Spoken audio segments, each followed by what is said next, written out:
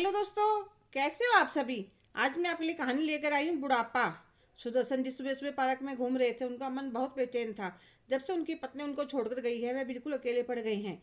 इस अकेलेपन से छुटकारा पाने के लिए वह अपनी इतनी बड़ी कोठी को छोड़कर यहाँ एक 2 BHK फ्लैट में रहने के लिए आए थे, क्योंकि बेटा विदेश में जाकर बस गया था और यहाँ आने के लिए उसने बिल्कुल मना कर दिया था।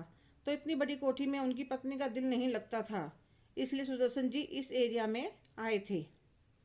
3 महीने पहले तो दोनों पति पत्नी को एक दूसरे का सहारा था, पर जब से वह गई थी उनका भी घर में दिल नहीं लगता था। पर क्या करे, घर में किसी तरह की कमी नहीं थी, पर साधनों से इंसान दिन रात तो लगा नहीं रह सकता। कितना अपने कमरे के अंदर बैठेगा, कितना टीवी देखेगा। उन्हें पार्क में आए हुए थोड़ी ही देर हुई थी कि श्यामलाल जी सामने से आते हुए दिखाई दिए। आज वह बहुत उदास थे। क्या हुआ श्यामलाल, आज तो बहुत परेशान लग रहे हो। वही सुदर्शन, सबके घरों की एक ही कहानी है। सब माँ बाप से पीछा छुड़वाना चाहते हैं। जो माँ बाप अपनी इच्छाएं छोड़कर पूरी उम्र बच्चों को पालने में और एक अच्छी जिंदगी देने में लगा देते हैं, वही बुढ़ापे में बच्चों के लिए बोझ हो जाते हैं। उनके दवाई पानी का खर्चा भी उनमें भारी लगने लगता है। क्या करे, कहाँ जाए, कुछ समझ में नहीं आता। सुदर्शन जी सोचने पर मजबूर हो जाते हैं। क्यों बुढ़ापे में आकर इंसान इतना अकेला हो जाता है। सबके घरों की एक ही परेशानी है। इतने में उनके और भी दोस्त आ जाते हैं। सबके घरों की वही चर्चा थी। किसी के बच्चे साथ नहीं थे इसलिए परेशान थे, किसी के उनको खर्चा नहीं देते थे, दवाई नहीं लाकर देते थे इसलिए परेशान थे। कुछ देर बाद सब अपने अपने घर चले जाते हैं। सुदर्शन जी एक मेड रखी हुई थी जो उनके घर का सारा काम कर जाती थी। जब वह पार्क से वापस आए तभी वह मेड आ गई थी। इतने वह नहाकर तैयार हुए, उसने नाश्ता तैयार कर दिया, फिर बर्तन सफाई करके चली जाती है। अंकल दोपहर को खाना बनाने आ जाऊंगी। सुदर्शन जी अपने बिस्तर पर लेट जाते हैं और इस समस्या का समाधान ढूंढने लगते हैं।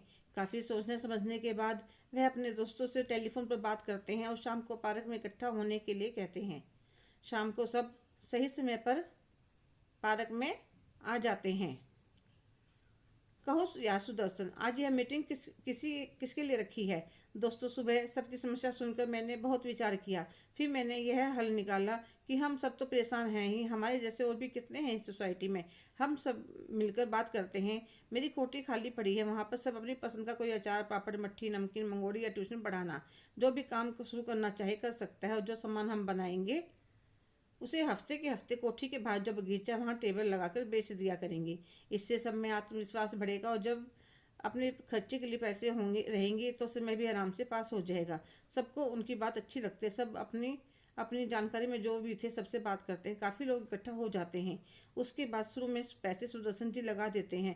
कहने लगे, थोड़े थोड़े करके दे देना, मैं कोई एहसान नहीं कर रहा हूँ।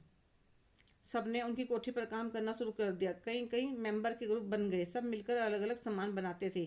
हफ्ते के हफ्ते बेचने लग गए। आज 1 महीना हो गया था।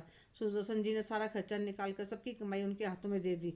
आज इस उम्र में आकर उन पैसों को देखकर सबको इतनी खुशी हो रही थी जैसी उनकी कभी पहली कमाई के समय हुई थी। सबके चेहरे पर एक अलग ही आत्मविश्वास झलक रहा था। सब सुदर्शन लाल जी को शुक्रिया कह रहे थे तो वह कहने लगे, यह सब आप सबकी मेहनत का फल है और जो हमारे जैसे बुढ़ापे में अकेलेपन से जूझ रहे हैं उनके लिए एक रास्ता है अपना अकेलापन दूर करने का। और तमाचा है उस औलाद के मुंह पर जो बुढ़ापे में अपने माँ बाप को रोटियां गिनता है। वह यह नहीं समझते जो माँ बाप उन्हें पाल पोस कर बड़ा कर सकते हैं वह अपने लिए भी रोटी कमा सकते हैं, उनके मोहताज नहीं है। सारे दोस्त मिलकर जोरदार तालियां बजाते हैं। हेलो दोस्तों, कैसे हो आप सभी। आज की कहानी आपको कैसी लगी कमेंट करके ज़रूर बताइएगा। अगर आप मेरे चैनल पर नए हैं तो प्लीज़ लाइक, शेयर, सब्सक्राइब करना ना भूलें। धन्यवाद।